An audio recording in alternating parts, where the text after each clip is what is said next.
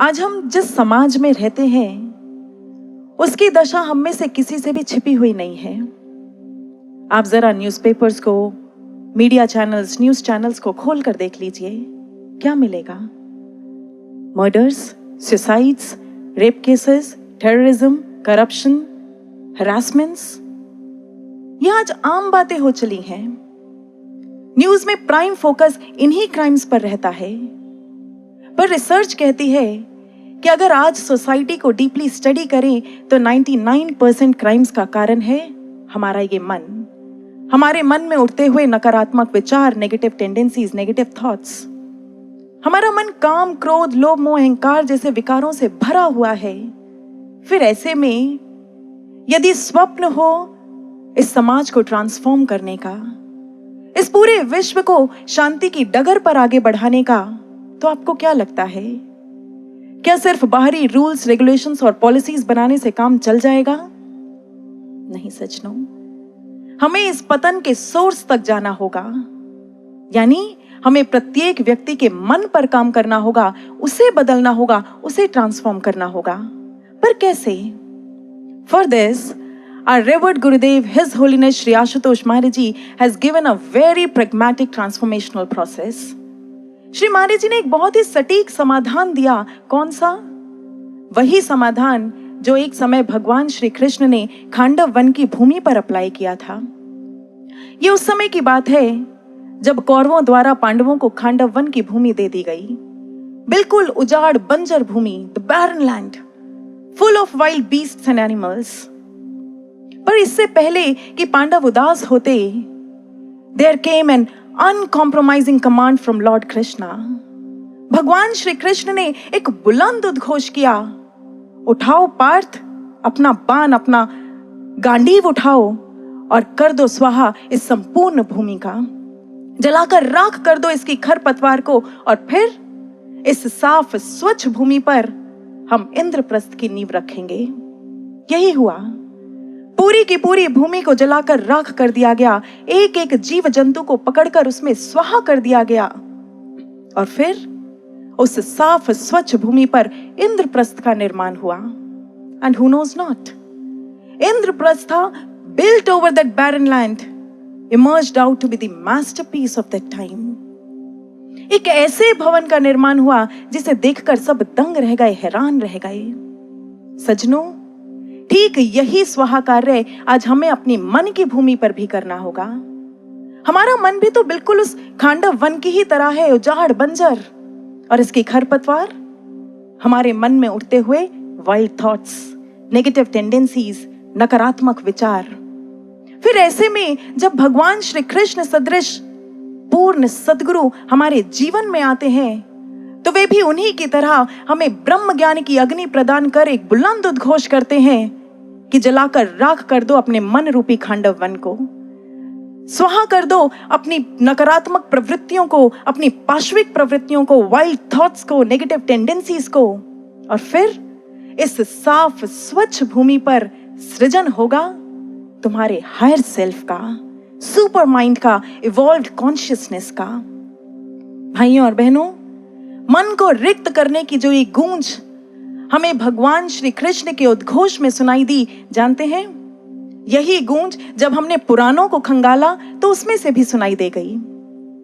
शिव पुराण में एक बहुत ही सुंदर सी एक छोटी सी गाथा आती है, बड़ी इंटरेस्टिंग।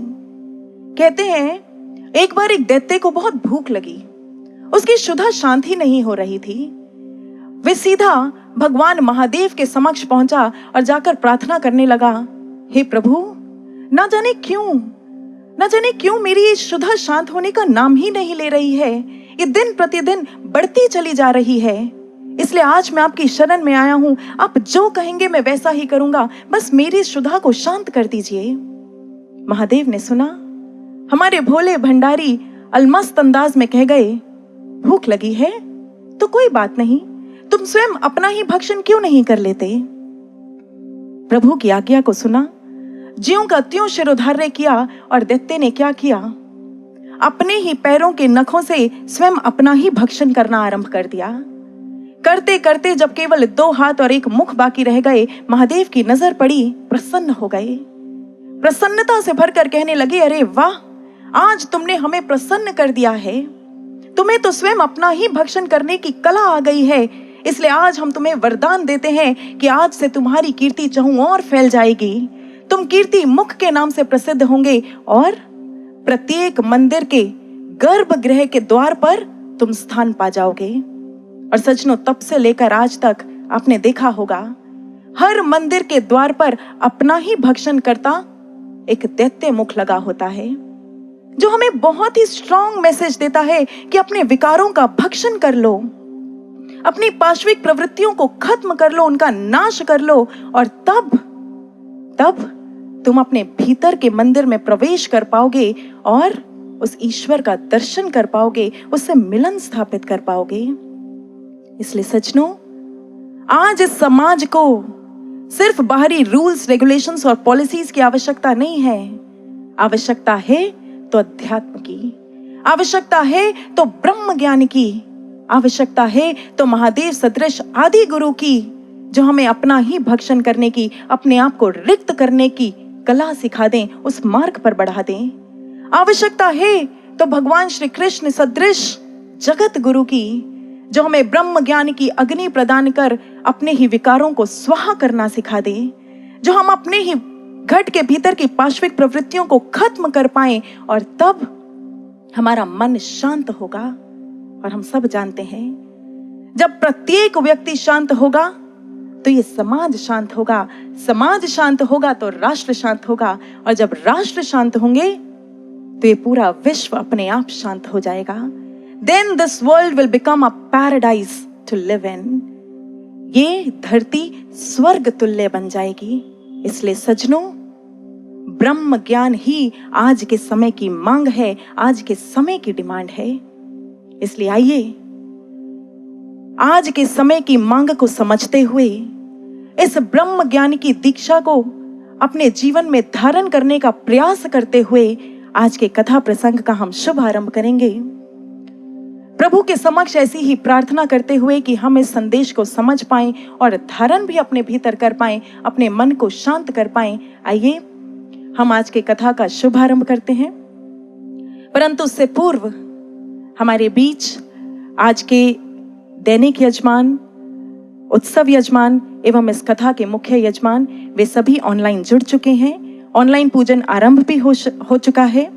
हम उन सभी का दिव्य ज्योति जागृति संस्थान की ओर से हार्दिक अभिनंदन करते हैं, स्वागत करते हैं। आप ही के सहयोग से यह विशाल कार्यक्रम संभव हो पाया है। और सज्जनों, आज के जो मुख्य यजमान हैं वे हैं श्री विष्णु भगवान तायल जी एवं उनकी धर्मपत्नी श्रीमती गायत्री तायल जी, शक्तिनगर से, श्री सुनील जैन जी एवं उनकी धर्मपत्नी श्रीमती ज्योति